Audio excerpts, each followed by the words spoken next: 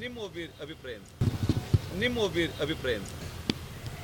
ನೋಡಿ, ಯಾವುದೇ ವ್ಯಕ್ತಿಗೆ ಅವ್ರದ್ದೇ ಆದಂಥ ಸ್ವಾತಂತ್ರ್ಯ ಅವ್ರಿಗಿದೆ, ಇಲ್ಲ ಅಂತ ನಾನು ಹೇಳೋದಿಲ್ಲ. ಆದರೆ ಅದನ್ನು ತೀರ್ಮಾನ ಮಾಡುವಂಥದ್ದು ಹೈಕಮಾಂಡ್ ಅಂತಕ್ಕಂಥದ್ದು ಮೊದಲಿಂದ ಎಲ್ಲರಿಗೂ ಗೊತ್ತಿರ್ತಕ್ಕಂಥ ವಿಷಯ. ಅವರು ಸಹ ಅದರ ಬಗ್ಗೆ ಅರಿವಿರಬೇಕಾಯಿತು. ಅದು ಯಾವ ಕಾರಣಕ್ಕೆ ನಾನೇ ಅಂತ ಹೇಳಿದ್ದಾರೆ ಅಂತ ನನಗೆ ಗೊತ್ತಿಲ್ಲ, ದಯಮಾಡಿ ಅವ್ರನ್ನೇ ಕೇಳಿ. ನಾವು 32 ವರ್ಷದಿಂದ ಕೆಲಸ ಮಾಡ್ಕೊಂಬಂದಿದ್ದೀನಿ, ಸಾಕಷ್ಟು ಕೆಲಸ ಮಾಡಿದ್ದೀನಿ. ನಗರ ಪಾಲಿಕೆ ಸದಸ್ಯನಾಗಿದ್ದೀನಿ, ಮತ್ತು ಮೂಡಾ ಚೇರ್ಮನ್ ಆಗಿ ಶಾಸಕನಾಗಿ ಕೆಲಸ ಮಾಡಿದ್ದೀನಿ, ಒಳ್ಳೆ ಕೆಲಸ ಮಾಡಿದ್ದೀನಿ. ಸಂಘಟನೆಯನ್ನು ಸಹ ಅವತ್ತಿಂದ ನಿರಂತರವಾಗಿ ಒಬ್ಬ ನಿಷ್ಠಾವಂತ ಕಾರ್ಯಕರ್ತನಾಗಿ ನಾನು ಮಾಡ್ಕೊಂಬಂದಿದ್ದೀನಿ. ಆದರೆ ಇವತ್ತು ಅವ್ರು ಯಾವ ಕಾರಣ ಕೇಳ್ತಾ ಇದ್ದಾರೆ ನನಗೆ ಗೊತ್ತಿಲ್ಲ. ನನ್ನ ಬಗ್ಗೆ ಯಾವುದೇ ರೀತಿಯಾದಂಥ ಆಪಾದನೆ ಇಲ್ಲ, ನನ್ನ ಬಗ್ಗೆ ಯಾವುದೇ ರೀತಿಯಾದಂಥ ನಾನು ಹೋಗಿ ಯಾವುದೇ ರೀತಿಯಾದಂಥ ಸ್ಟೇ ತಗೊಂಡಿಲ್ಲ. ಈ ರೀತಿ ಎಲ್ಲವೂ ಸಹ ಗೊತ್ತಿರ್ತಕ್ಕಂಥ ವಿಷಯನೇ. ಕಳೆದ ಬಾರಿನೂ ಸಹ ಅವ್ರು ಹೇಳಿದರು, ಪಾರ್ಲಿಮೆಂಟಿಗೆ ನಾನಲ್ಲದೆ ಬೇರೆ ಯಾರು ಅಂತ ಹೇಳಿದರು. ಅದಾಯ್ತಾ? ಆಗಿಲ್ಲ. ಆ ಕಾರಣದಿಂದ ನಾ ಹೇಳೋದಿಷ್ಟೇ, ನಾವು ಪಕ್ಷ ಸಂಘಟನೆ ಮಾಡೋದು ನನ್ನ ದೃಷ್ಟಿಯಲ್ಲಿ ನಾನೊಬ್ಬ ಅಧ್ಯಕ್ಷನಾಗಿ, ನಗರ ಅಧ್ಯಕ್ಷನಾಗಿ ನಾನು 4 ಕ್ಷೇತ್ರನ ಗೆಲ್ಲಿಸುವಂಥ ಜವಾಬ್ದಾರಿ ನನ್ನ ಮೇಲಿದೆ. ನಾನು ಅದ್ರ ಬಗ್ಗೆ ಹೆಚ್ಚು ಒತ್ತು ಕೊಡ್ತೀನಿ ಹೊರತು ಈ ರೀತಿಯಾದಂಥ ವಿಚಾರಗಳಿಗೆ ನಾನು ಒತ್ತು ಕೊಡೋಲ್ಲ. ಯಾಕೆಂದರೆ ರಾಜ್ಯದ ವರಿಷ್ಠರು ಈಗಾಗಲೇ ಅದನ್ನೆಲ್ಲ ಗಮನಿಸ್ತಾ ಇದ್ದಾರೆ. ನಮ್ಮ ರಾಜ್ಯದ ವರಿಷ್ಠರಿರ್ಬೋದು, ರಾಷ್ಟ್ರ ವರಿಷ್ಠರಿರ್ಬೋದು, ಅದನ್ನೆಲ್ಲವನ್ನು ಸಹ ಗಮನಿಸ್ತಾರೆ. ನಾನು ಸೋತಿರ್ತಕ್ಕಂಥದ್ದು ತುಂಬ ನೇರೋ ಮಾರ್ಜಿನ್, ತುಂಬ ಕಡಿಮೆ ಅಂತರದಲ್ಲಿ ನಾನು ಸೋತಿರ್ತಕ್ಕಂಥದ್ದು. ಕಳೆದ ಬಾರಿ ನಾನು ಸೋತರೂ ಸಹ ಗೆದ್ದಂಥ ಸಂದರ್ಭದಕ್ಕಿಂತ ಹೆಚ್ಚು 18,500 ಓಟನ್ನು ಹೆಚ್ಚು ಮತ ಪಡೆದಿರ್ತಕ್ಕಂಥವ್ರು ನಾನು. ಅದರಿಂದ ಅವರು ಸಹ ಅರ್ಥ ಮಾಡ್ಕೋಬೇಕು. ಅವರು ಯಾರೂ ಸಹ ಪಕ್ಷದ ಇತಿಮಿತಿಗಳನ್ನ ಮೀರಿ ಹೋಗುವಂಥದ್ದು ಆಗಬಾರ್ದು. ನಮ್ಮ ಕಾರ್ಯಕರ್ತರಲ್ಲಿ ಗೊಂದಲ ಬೇಡ ಅನ್ನೋಕ್ಕೋಸ್ಕರ ನಾನು ಕ್ಲಾರಿಫೈ ಮಾಡ್ತಾಯಿದ್ದೀನಿ ಮೂಲಕ. ಯಾವುದೇ ರೀತಿಯಾದಂಥ ಗೊಂದಲಗಳು ಬೇಡ, ಸಾರ್ವಜನಿಕರಿಗೆ ಗೊಂದಲ ಮಾಡೋದು ಬೇಡ. ನಾವು ಯಾರು ತೀರ್ಮಾನ ಮಾಡೋದು ಅಂತಿಮವಾಗಿ ನಮ್ಮ ರಾಷ್ಟ್ರದ ಹೈಕಮಾಂಡ್ ಇದೆ, ಭಾಳ ಬಲಿಷ್ಠವಾದಂಥ ಹೈಕಮಾಂಡ್ ಇದೆ, ಅದು ತೀರ್ಮಾನಗಳನ್ನ ಮಾಡ್ತದೆ ಅಂತಕ್ಕಂಥದ್ದು ನನ್ನ ಉದ್ದೇಶ. ಯಾಕೆ ಚಾಮರಾಜ ಕ್ಷೇತ್ರನೇ ಆಯ್ಕೆ ಮಾಡ್ಕೊಳ್ತಿದ್ದಾರೆ ಅವರು? ಅದನ್ನು ಅವ್ರನ್ನೇ ಕೇಳಿದ್ರೆ ಉತ್ತಮ ಅಂತ ಅನಿಸ್ತದೆ. ಯಾಕಂದರೆ ಅವರು ಕಳೆದ ಬಾರಿ ನಾವು ಮಹಾರಾಜ ಚುನಾವಣೆಯಲ್ಲಿ 56,500 ಮತಗಳನ್ನು ನಾವು ಹೆಚ್ಚಿಗೆ ಕೊಡಿಸಿದ್ದೀವಿ. ಆ ಸಂದರ್ಭದಲ್ಲಿ ಅವ್ರು ಬರಲಿಲ್ಲ, ನಮ್ಮ ಚುನಾವಣೆಯಲ್ಲಿ ಅವ್ರೇನು ಬರಲಿಲ್ಲ. ಈಗ ಯಾವ ಬೇಸ್ ಮೇಲೆ ಕೇಳ್ತಾರೋ ನನಗೆ ಗೊತ್ತಿಲ್ಲ. ಅವರು ವ್ಯಕ್ತಿ ಅವ್ರದ್ದೇ ಆದಂಥ ಸ್ವಾತಂತ್ರ್ಯ ಇದೆ, ಅದಕ್ಕೋಸ್ಕರ ಅವ್ರು ಕೇಳಿರ್ಬೋದು, ಅದೇನು ತಪ್ಪು ಅಂತ ಅನಿಸಲ್ಲ. ಆದರೆ ನಮ್ಮ ಕ್ಲೈಮ್ ಏನಂದರೆ, ನಾನು ಇಷ್ಟು ವರ್ಷ 3 ಬಾರಿ ಅಲ್ಲಿ ಎಲೆಕ್ಷನ್ ನಿಂತಿದ್ದೀನಿ. ಚುನಾವಣೆ ನಾನು 2013ರಲ್ಲಿ ಇಡೀ ರಾಜ್ಯಕ್ಕೆ ಗೊತ್ತಿತ್ತು. ಅವತ್ತು BJP, KJP, BSR ಅಂತಕ್ಕಂಥ 3 ಪಕ್ಷ ಇದ್ದರೂ ಸಹ ನಾನು ಟಿಕೆಟೇ ಕೇಳಿರಲಿಲ್ಲ.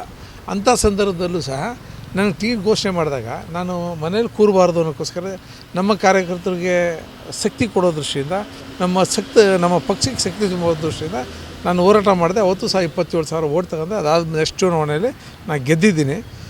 ಕಳೆದ ಬಾರಿ ಚುನಾವಣೆಯಲ್ಲೂ ಸಹ ಕೆಲವು ಈ ಸ್ಕೀಮ್ಗಳು ಮತ್ತು ಬೇರೆ ಬೇರೆ ಕಾರಣದಿಂದ ಭಾಳ ಕೆಲವೇ ನೇರೋ ಮಾರ್ಜಿನಲ್ಲಿ ಅವ್ರು ಗೆದ್ದಿದ್ದಾರೆ. ಆದರೆ ಅದನ್ನೇ ಒಂದು ಕಾರಣ ಇಟ್ಕೊಂಡು ನಾನು ನಿಂತ್ಕೊತೀನಿ ಅನ್ನೋಂಥದ್ದು ಸರಿ ಇಲ್ಲ. ಅವ್ರಿಗೆ ನನ್ನ ಸಲಹೆ ಏನಂದರೆ, ಬೇಕಾದಷ್ಟು ಅವರು ರಾಜ್ಯದ ನಾಯಕರಿದ್ದಾರೆ, ಮತ್ತು ಹಿಂದೂ ಹುಲಿ ಬೇರೆ ಇದ್ದಾರೆ. ಅವರು ಎಲ್ಲಿ ಬೇಕಾದ್ರೆ ನಿಲ್ಬೋದು. ಅವ್ರಿಗೆ ಭಗವಂತ ಶಕ್ತಿ ಕೊಟ್ಟಿದ್ದಾನೆ. ಅವ್ರು ನೋಡಿ, ಮೂಡಿಗೆರೆ ಆ ಕಡೆ ಚಿಕ್ಕಮಂಗ್ಳೂರು ಕಡೆಯವರು ಇಲ್ಲಿ ಬಂದು ನಿಂತ್ಕೊಂಡು ಗೆದ್ದರು. ಅದೇ ಥರ ರಾಜ್ಯದ ಯಾವ ಮೂಲೆಯಲ್ಲಿ ಬೇಕಾದ್ರೂ ನಿಂತ್ಕೊಂಡು ಗೆಲ್ಬೋದು. ಅಲ್ಲಿ ಗೆಲ್ಲುವಂಥ ವ್ಯವಸ್ಥೆ ಆಗಲಿ. ನಾನು ಯಾವ ಊರಿಗೂ ಹೋಗೋಕ್ಕಾಗಲ್ಲ, ಇರೋದು ಒಂದೇ ಊರು, ನಂದು ಹುಟ್ಟೂರು ಇದು. ಇಲ್ಲೇ ನಾನು ಹೋರಾಟ ಮಾಡಬೇಕಾಗುತ್ತೆ. ನಮ್ಮ ಹೋರಾಟ ಏನಿದ್ರು ಇಲ್ಲೇ. ನಾನು ನನಗೆ ಒಂದು ವಿಶ್ವಾಸ ಇದೆ, 2028ಕ್ಕೂ ಸಹ ನಮ್ಮ ವರಿಷ್ಠರು, ನಮ್ಮ ರಾಜ್ಯ ನಾಯಕರು ನನಗೆ ಆಶೀರ್ವಾದ ಮಾಡ್ತಾರೆ ಅಂತಕ್ಕಂಥ ವಿಶ್ವಾಸ ನನಗಿದೆ. ನನ್ನ ಬಳಿ 100 ಕಾರ್ಯಕರ್ತರು ಇದ್ದಾರೆ ಅಂತ ಅವ್ರು ಹೇಳ್ತಾ ಇರ್ತಾರೆ. ಅವ್ರ ಹಿಂದೆ ಮಂಡಳ ಅಧ್ಯಕ್ಷರು ಎಲ್ಲರೂ ಕೂಡ ಇದ್ದಾರೆ. ಹಾಗಾಗಿ ಗೊಂದಲ ಶುರುವಾಗ್ತಿದೆ ಕಾರ್ಯಕರ್ತರು. ಮಂಡಲ ಅಧ್ಯಕ್ಷನ ಸಪ್ರೇಟ್ ಕರೆದು ಕೇಳಿ, ನೀ ಯಾರ ಪರ ನಿಲ್ತೀಯ ಅಂತ. ಅವ್ರು ನಿಲ್ತೀನಿ ಅಂತಂದಮೇಲೆ ಇದಕ್ಕೆ ನಾನು ಆನ್ಸರ್ ಮಾಡ್ತೀನಿ. ಸಾಕಷ್ಟು ಕಾರ್ಯಕರ್ತರು ನನ್ನ ಹಿಂದೆ ಇದ್ದಾರೆ ಅಂತ. ಅದು ಅವ್ರ ಭ್ರಮೆ. ಹೌದು, ಸಾಕಷ್ಟು ಕಾರ್ಯಕರ್ತರು ಅವ್ರಿಗೂ ಇರ್ಬೋದು, ಅದಕ್ಕಿಂತ 10ರಷ್ಟು ಕಾರ್ಯಕರ್ತರು ನನಗೂ ಇದ್ದಾರೆ. ಯಾಕೆಂದರೆ ಕಳೆದ 30 ವರ್ಷದಿಂದ ನಾನು 35 ವರ್ಷದಿಂದ ಇದೇ ಊರಲ್ಲಿ ಕೆಲಸ ಮಾಡಿರೋನು. ನನಗೆ ನನ್ನದೇ ಆದಂಥ ಶಕ್ತಿ ಇದೆ, ನಮ್ಮ ಸಂಬಂಧಿಕರಿದ್ದಾರೆ, ನಮ್ಮ ಸ್ನೇಹಿತರಿದ್ದಾರೆ, ಹಿತೈಷಿಗಳಿದ್ದಾರೆ.